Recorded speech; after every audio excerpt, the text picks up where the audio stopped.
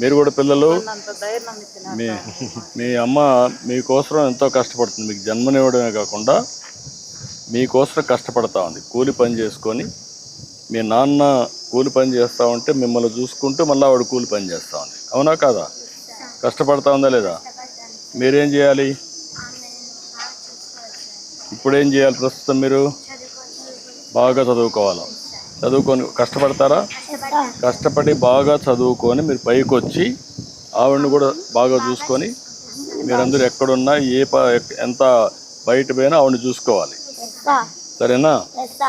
అందుకే ఇప్పుడు ప్రభుత్వం కూడా తల్లికి వందనాన్ని పెట్టాం. మీ అందరికీ డబ్బులు ఇస్తున్నాం. మీ తల్లిని చూసావు నువ్వు.